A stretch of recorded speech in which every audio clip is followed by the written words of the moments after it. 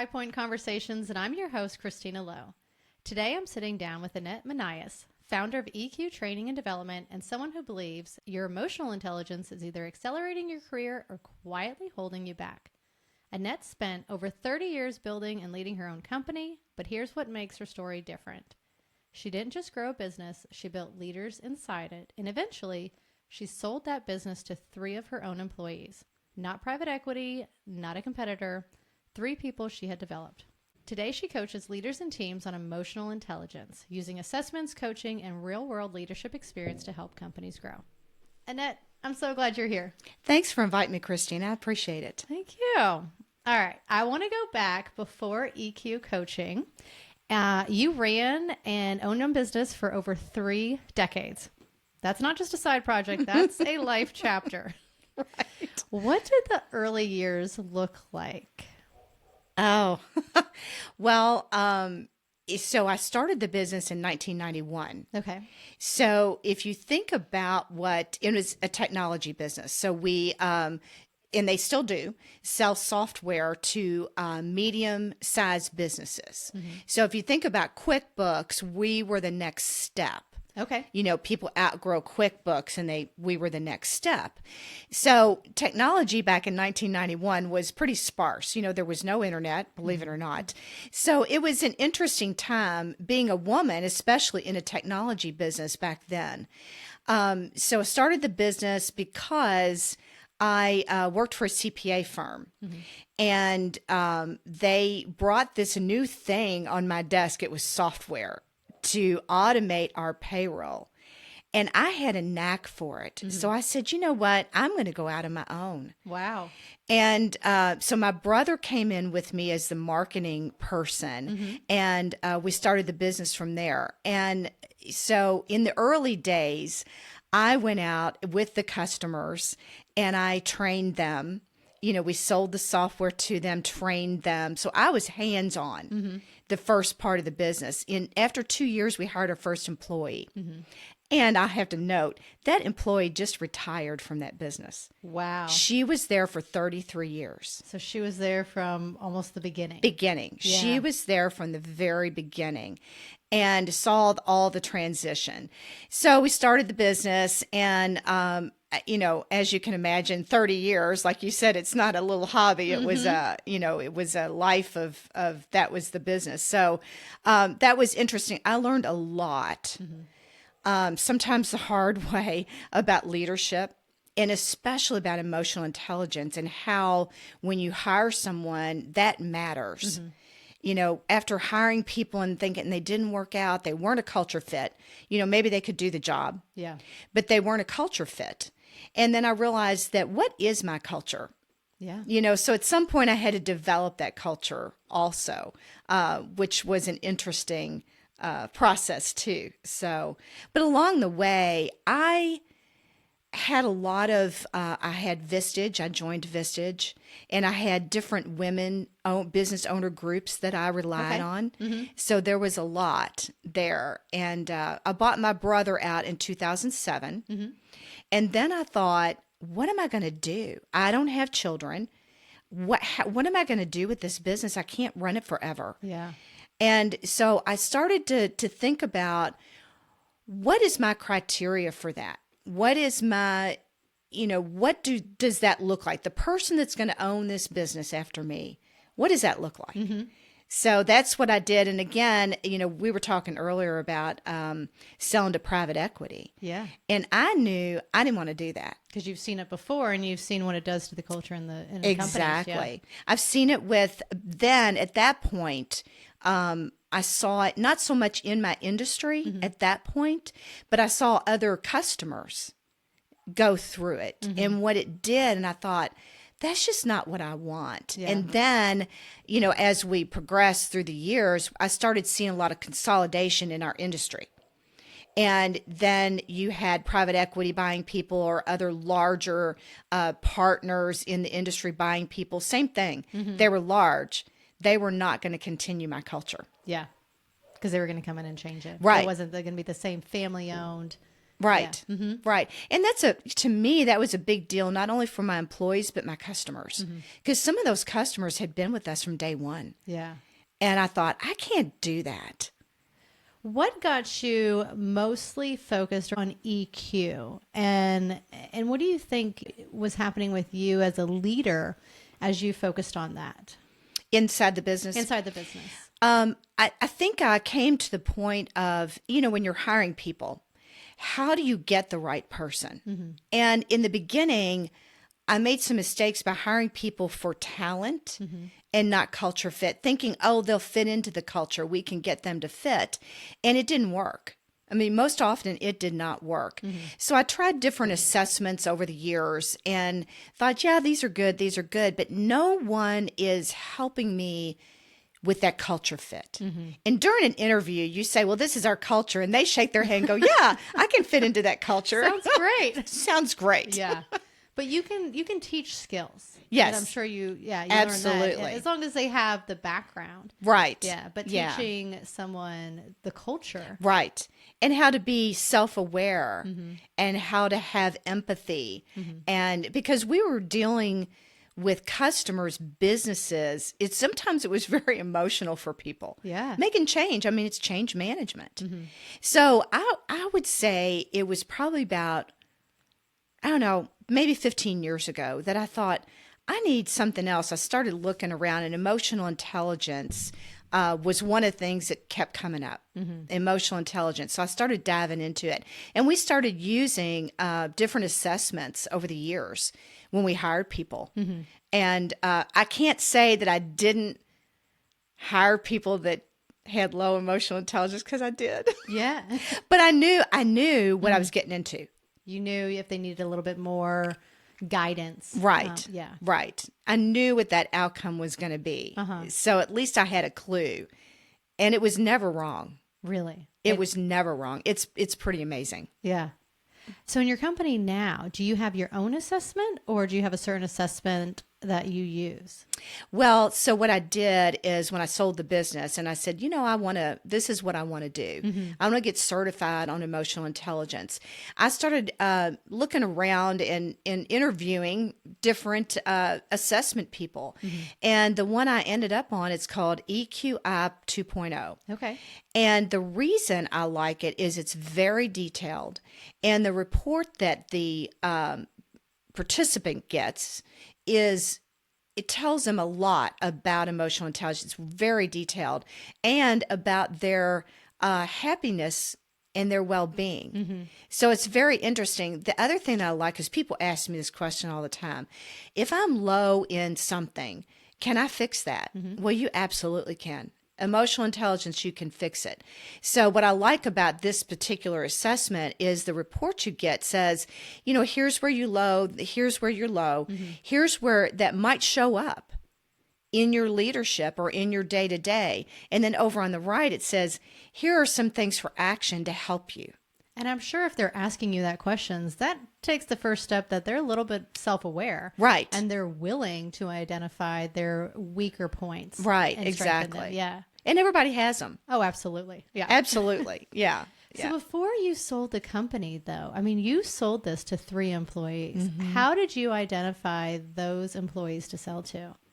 Well, first I sat down and thought, okay, I'm going to make a list of what does that look like? If I projected myself out and said, I'm going to leave this business, what does that look like? I wasn't sure how many people it was going to be. Was it going to be 1? It ended up being 3.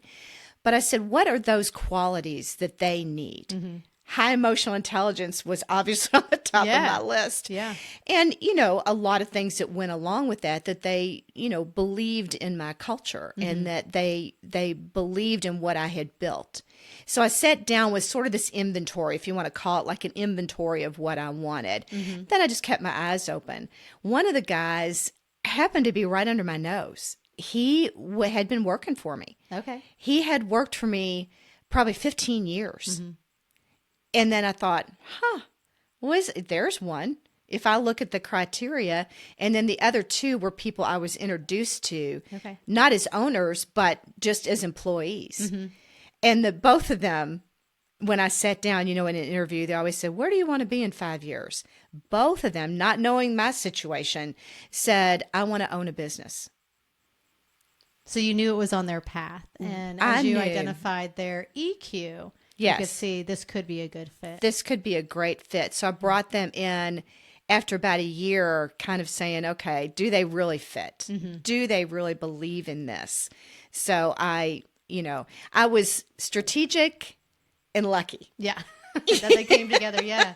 They really came together. Yeah. What about for other owners who are in similar situations? Because you hear about it all the time that they started these companies, they're at the stage where they don't want to keep going and owning a company, but they might not have someone to pass it on to.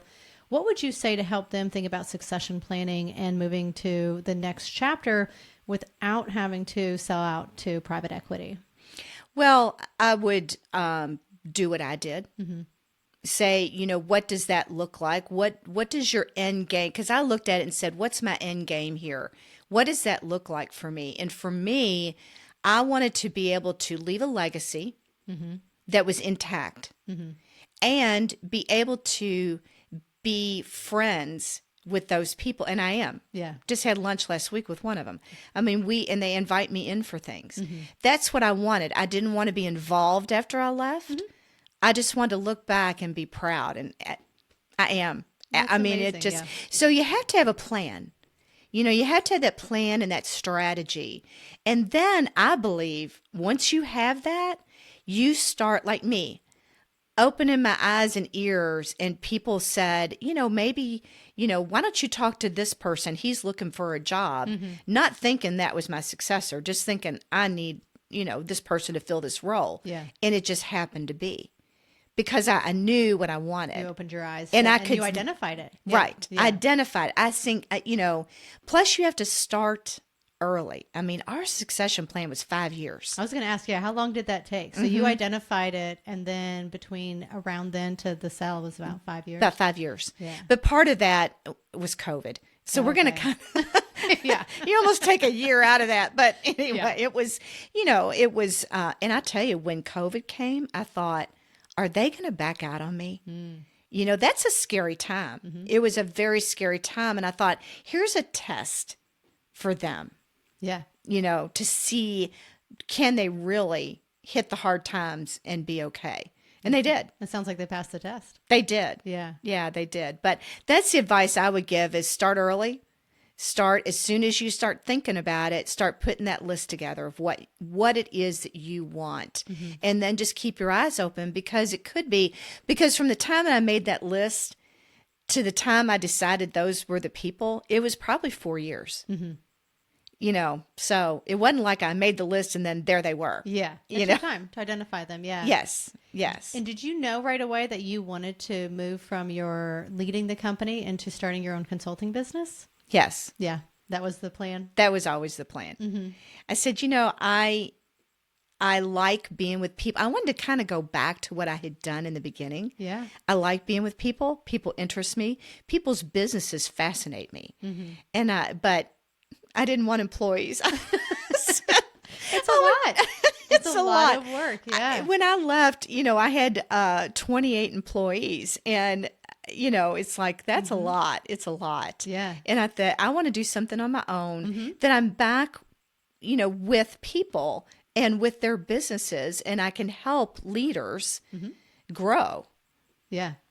So what does that look like now with your company? What's your typical client look like? There's probably two different types of clients, I would say. So all of my business up to date has been referral because as you can imagine, I've been in the business community for a long time. Yeah. But people I've had, leaders or owners or companies say, I've got this person that works for me and he does a great job, but he just can't seem to get to the next level. Can you come in and help me with that?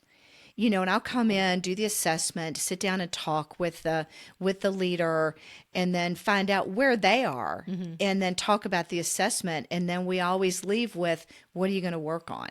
And sometimes they ask me to help them and to hold them accountable. And then this is what I really enjoy. I like that.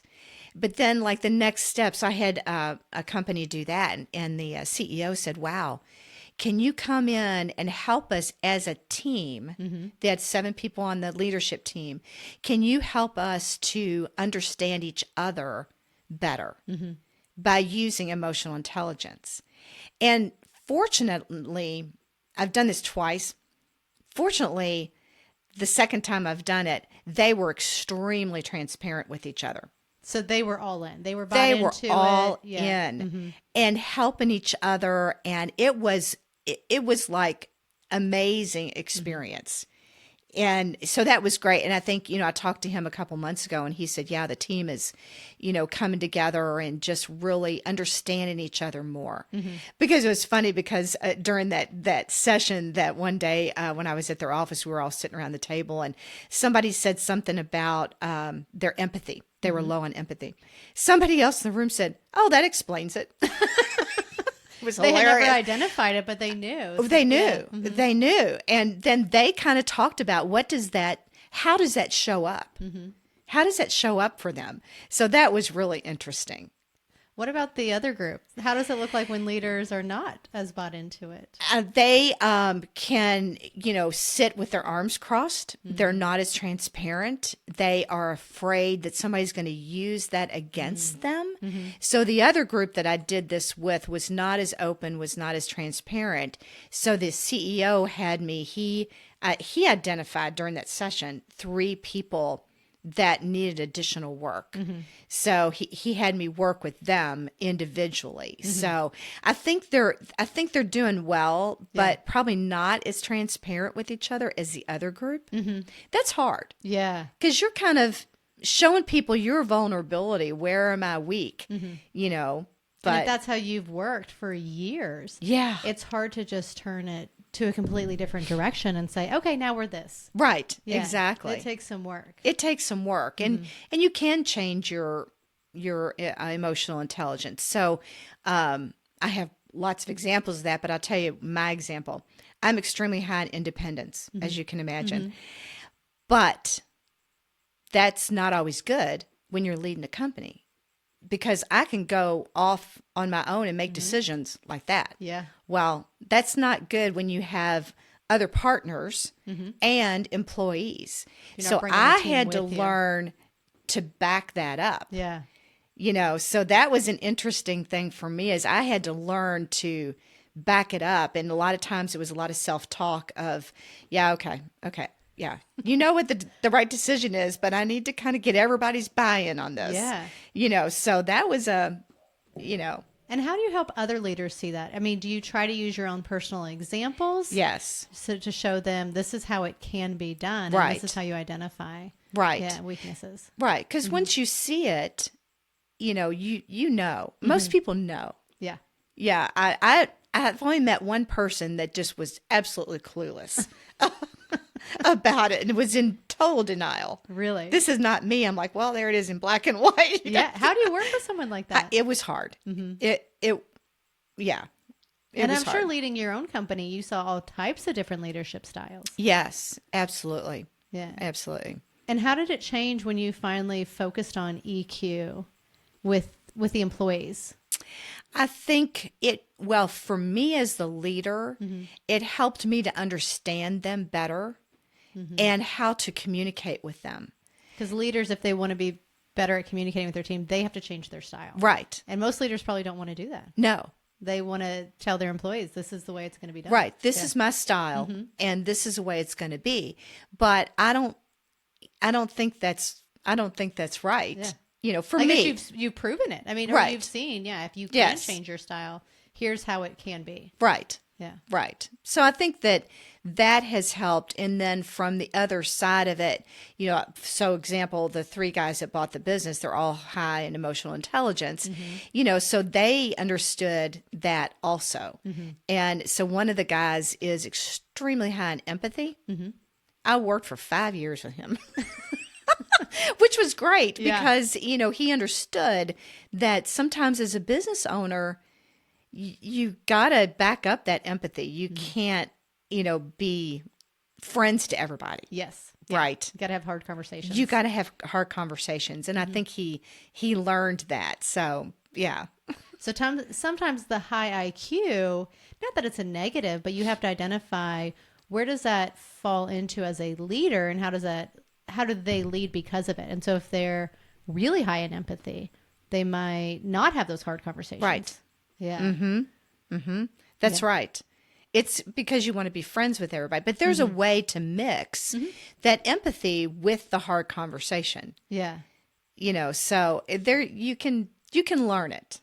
And what about with the leaders that you typically work with? Do you see it mostly that it's CEOs that identify team members, or is it CEOs that also identify themselves as opportunities to work on their EQ? Both. Both. So I think CEOs that have high emotional intelligence realize this is the skill set that they need to understand. So, and I think that a good CEO that is high in emotional intelligence isn't going to ask their leaders to do something that they wouldn't do. Yeah. So I'm trying to think if I've ever had a CEO that has said, no, I don't want to do that, but I want the people, my leaders to do it. I don't think I've had anybody. Yeah. I don't, I had one CEO, he was buying the business. And it was a business that was a customer of ours. And he was a new CEO. And I sat down with him and I was like, whoa. He was just independent off way higher than mine. Yeah. And what he said, I thought this was interesting. He said, I don't think I can change that. He said, so what I did was I hired a COO who's empathetic. Okay. So he understood his weakness and brought And I in, thought, wow, that's a great, because he was just, and as soon as I met him, I thought, all these people are going to leave. These people are not going to work for you. Inside information for the customer. Yeah. Yeah. So, but he said, I understand that about myself. And he said, so I hired this guy who has he had it. And it's like, wow, that's pretty cool. He identified it. He identified it. What do you think is the biggest misconception about emotional intelligence? That it's emotion. Emotional, or if Emotional. you're high, then you're highly emotional. Yeah. I was doing a presentation to a group last year, and one of the guys owned a construction company. And he said, there's no place for emotions in my business. They just need to work. Show up, put those emotions at home. And I think the whole group was like, Yeah. But we had to talk about it's not emotional. So he's thinking emotional, they're going to be crying every day and bringing in all their emotions. Their feelings. Their feelings, and I'm going to have to deal with all these feelings. But everything you do, whether you know it or like it, there's emotions behind it. Absolutely. Yeah. Everything. And it's how you handle those emotions that matters. And that's what I was going to ask is how would, from the misconception to what it is, how would you describe what a successful, highly emotional, intelligent person looks like or acts like? I think they are very self-aware, so they understand their strengths and their weaknesses very easily.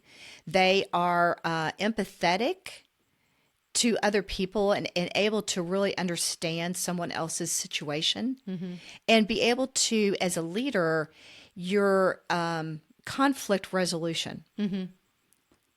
So I think self-awareness, empathy goes into that conflict resolution because you're going to have conflicts either internally with customers, with vendors, so you have to understand. The other piece too is impulse control, which is interesting. So impulse control, like I have a high impulse control, so I'm not going to blurt things out when I get upset. I'm going to sit and think about it for a minute before I just say whatever came to my head. But those are things that roughly that I would say. Yeah. And I'm sure impulse control is also about reactions. Yes. And reacting to employees or customers. Right. Yeah. Exactly. And teaching them how to take a second, think about it before they react. Right. Yeah. Right. Yeah. I worked with I have tons of stories. Tell him. I can't wait. Yeah. So I worked with a leader, and he was high in emotional expression and low in impulse control. Oh, gosh. So it was like drinking from a fire hose, because he was very expressive, which was great. You never had to guess where he stood. But impulse control was like, he thought it and it came out. He thought it and it came out. And it's like his team was just like up against the wall at every meeting. It was terrible. And when I sat down with them and we looked at the assessment, he looked at me and he goes, my wife says this to me all the time in different words. Yeah, Obviously yeah. she did. But he said it was like this light bulb of not only at work, but at home. He saw I it. have this same challenge. So that was like, and I'll tell you, he cried. He 'Cause did. It was an aha moment. It for was an him. aha moment, and he just was like, wow. And he probably Wow. realized if he didn't change, Yes. it was going to really hurt relationships. Right. Yeah. And he wasn't going to be able to advance in his career. I mean, it was limiting. It was emotional intelligence can be very limiting for someone's career.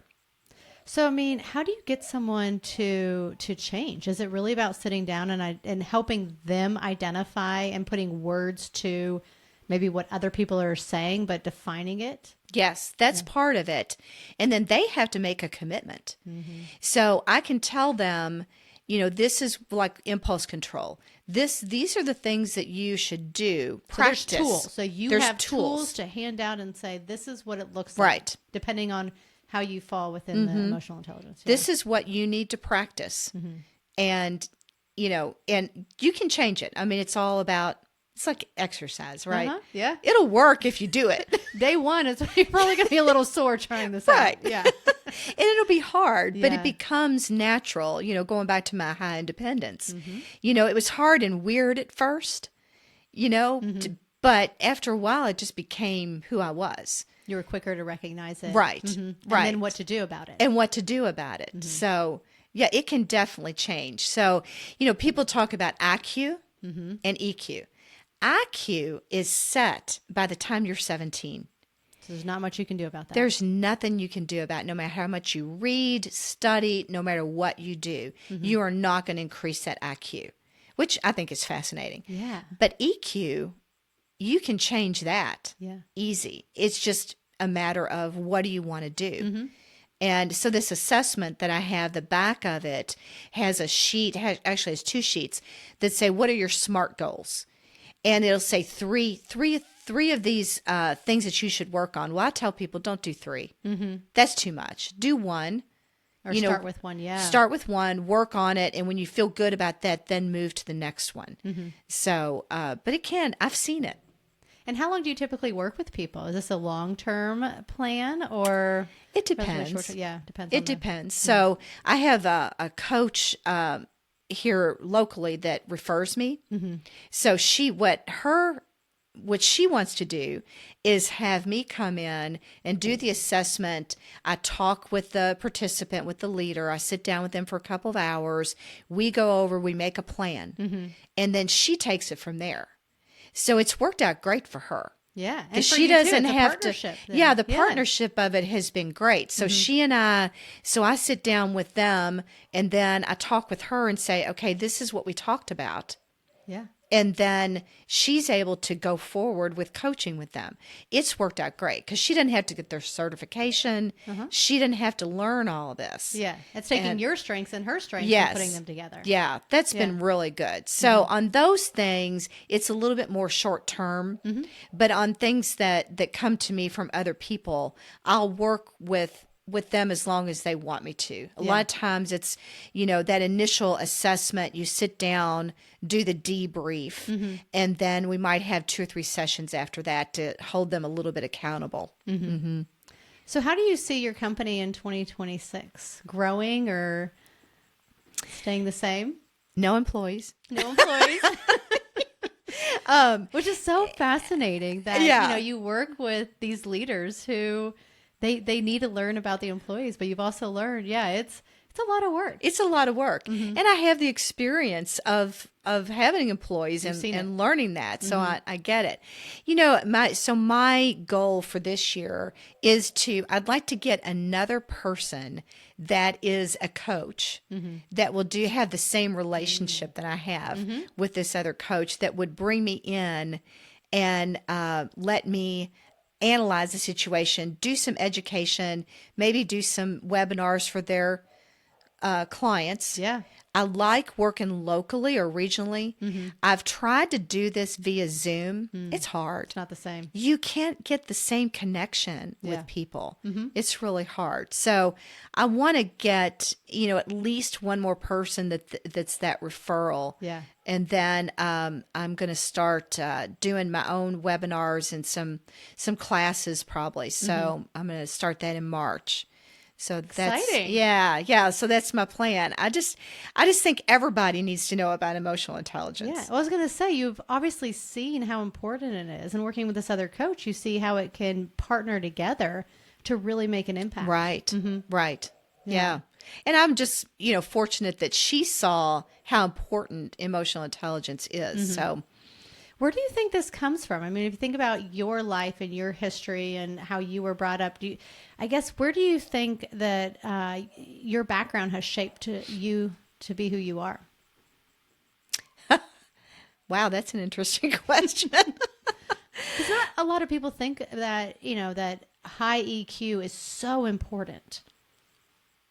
I think part of it, so my first thought when you said that was, I have always been very intuitive, kind of lead from the gut person. Well, and I equate that a lot with emotional intelligence. After I started seeing people who lead very analytically, which is not me. Yeah. And I thought, what is that? What is the difference? They might look at reports and lead from all of that. What is that? And then when I saw emotional intelligence years ago, it's like, that's what it is. That's sort of a gut, an inside gut instinct, emotional. Yeah. So I think that's where it came from. And I guess you've seen enough that you see when people are focused on the bottom line versus focused on, we'll say, culture, emotional intelligence, it can lead to different successes in businesses. Right. I was working with a leader, and there was a manufacturing company. And he was the floor supervisor, I guess is what he was called. And he had up on a board behind us, he had all his KPIs, right? All the analytical things. And we were talking, he's really low in empathy. We were talking, and I said, when you show your team these KPIs, what do? He said, they stare at me. And I said, okay. So I said, what's your outcome of these KPIs? He said, to make a better customer experience. So I said to him, why don't you put a little empathy into it and to say, instead of, here's our numbers and we didn't hit the numbers and the customers, tell them how that affects when we have parts that come off the line and they're not right. How does that affect the team, the customer, the company? Yeah. And it's not KPIs. No. So he said, well, what do I do? So we talked about, this is what you say. This is what you need to start saying. And he did it. But that's a good point, because in manufacturing, it is about the numbers and it's about what you can measure. Right. So if it's coming off the line, it's here's the goal, here's what we did. Right. How do you identify, or is there a way to identify metric-driven EQ that you can point to? I don't know that there's a way to metric, but I think you can tell from the engagement of the people. Like when he said to me, when I show them all these KPIs, they stare at me. It's because they don't understand that. Yeah. What are the consequences? What are the consequences to that? So then after about a month, he emailed me and he said, you were right.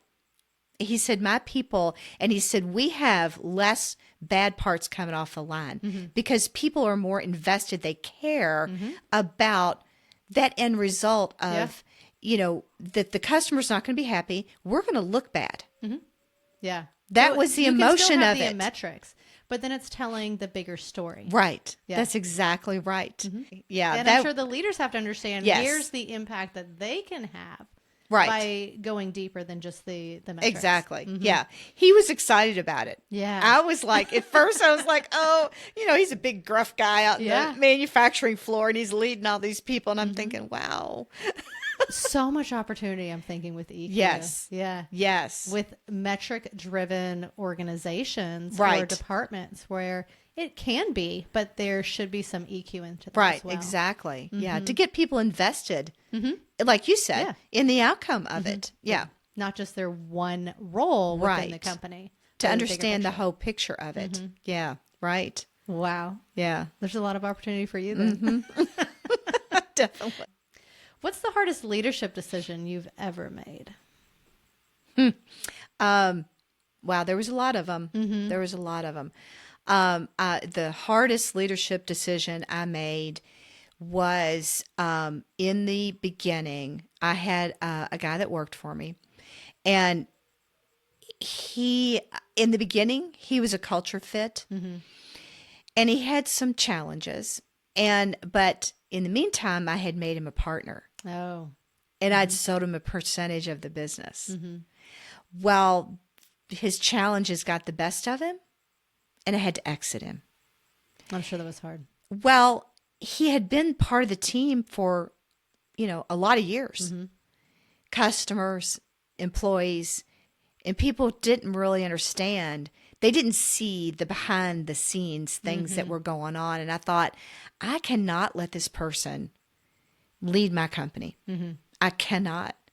We tried to get him to go to counseling and different things, and he just wouldn't do it. And I said, well, I cannot. That was really hard. Just for me, for the team, just all the way around. And for him, Yeah. I think, and it was sad. Yeah.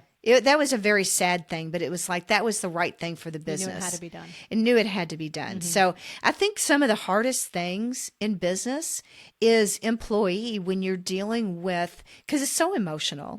I mean, you went through it, Yeah.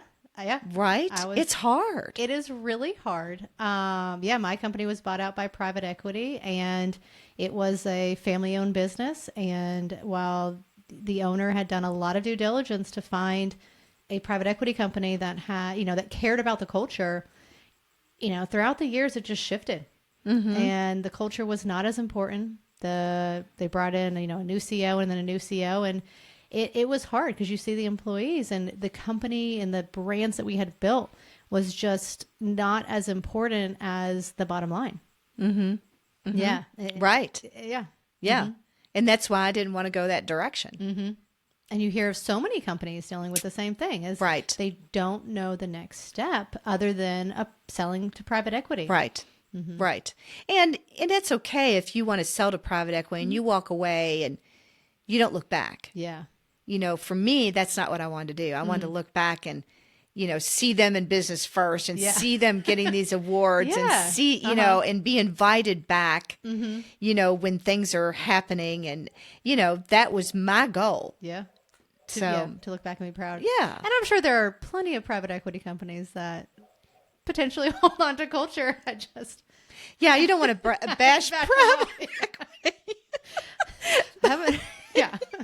But the stories I've heard. stories I've heard too, but there's been a couple that I have heard where if a private equity buys a business and they let it continue to run on its own, Yeah. figuring those people know what they're doing. We have oversight. Now that works. I have seen that. Yes. It's not common, but I have seen it. Yeah. It's probably when it's coming in and getting it ready for the next sell. Right. There's decisions that need to be made because it's not long-term anymore. It's a short-term plan. Right. Right. Versus if it's family owned and long-term, it's more about the culture and the people and, the next 30 years, not the next 5 to 7 years. Right. Exactly. Exactly. I want to do a quick, what I call lightning round. Oh, Questions just top of your head. Morning person or night owl? neither. Neither? How would you describe yourself?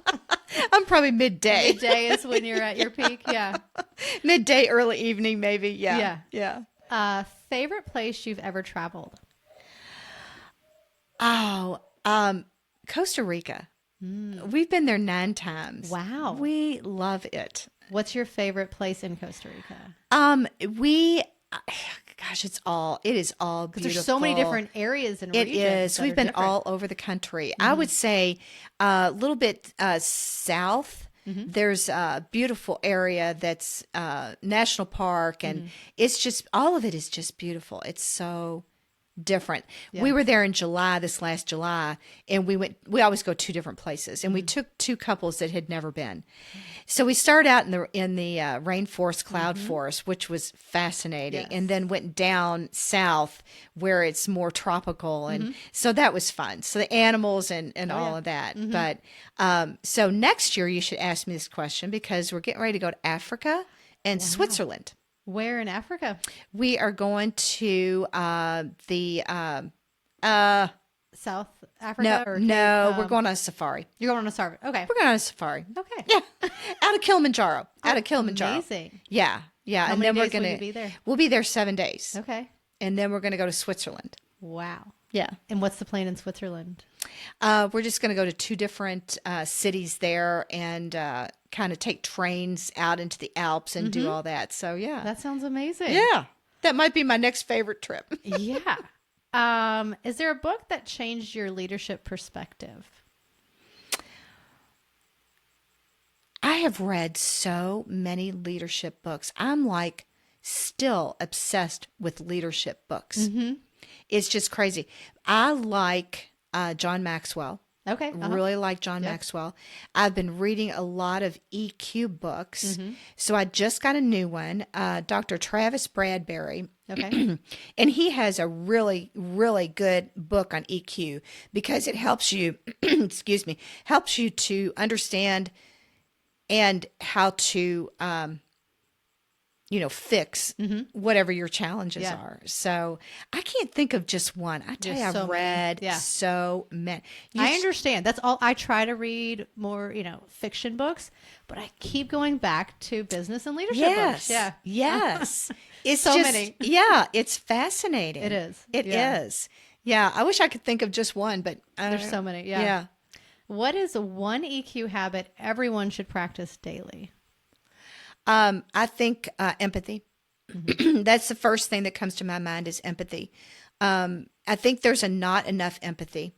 And is there a tool that you would recommend to help identify and practice more empathy? I think it's easy to identify that, because, so I'll start with what is empathy, because people say, what is empathy? It's where, and it's different than sympathy. So I might say to you, I'm sorry to hear that your grandmother passed away. That's sympathy. Or I might say to you, I am so sorry your grandmother passed away. My grandma passed away a couple years ago, and I know how sad that is. And, is there anything I can do to help you? That's empathy. So I think understanding where people are Yeah. and how can you help them where they are.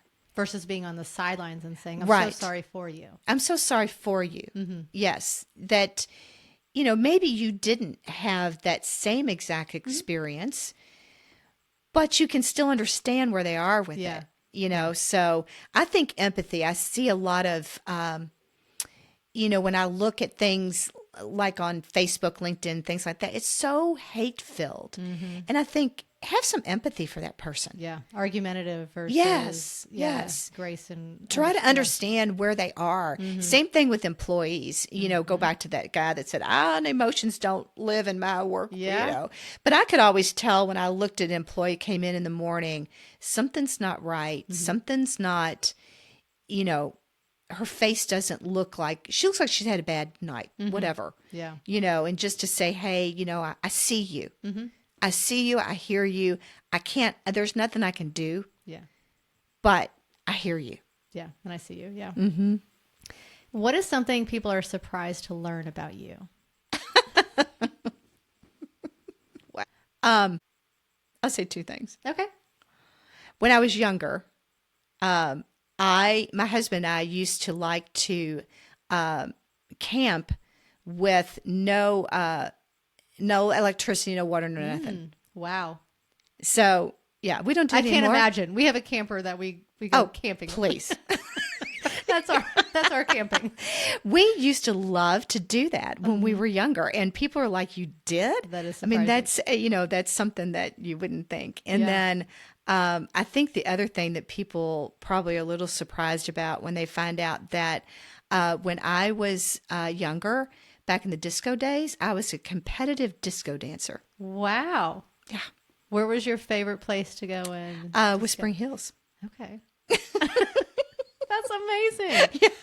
So my husband and I are ballroom dancers now. Love to dance, but yeah, that I was luckily back then, or maybe I don't know. They didn't have cameras like we have today, so there's no photos No or footage of any. it. No. That's amazing. Yeah, but it was a fun time. Yeah. Wow. You have done so much. And I guess I'd ask, as you think back on advice you'd give someone else, whether they're, you owned a company and let it, you sold it, you've started your own business, what advice would you give yourself as you look back, or someone else? The biggest thing I would say is if you have a dream and a passion, you should just go for it. And there will be times that you'll stumble, you'll make bad decisions. We all do it, but you just get back up and say, okay, that was not good, but now what? Let's pivot to the next thing. I mean, we all do it. I think you have to have a passion for it. And people used to ask me a long time ago, they'd say, why did you start your business? Well, it's because I would be a bad employee. No one would want me to work for them. You identified it. Yeah. But I'm a little too independent. Going. Yeah. And that passion kept me going for it. So, I see a lot of people that have a passion for something and, just do it. Yeah. And if somebody wants to reach out to you, where can they find you, or what's the best way to do that? Well, you can go on my website, eqnavigator.com. So there's a page on there that you can request to talk with me. Okay. LinkedIn, there's always a LinkedIn.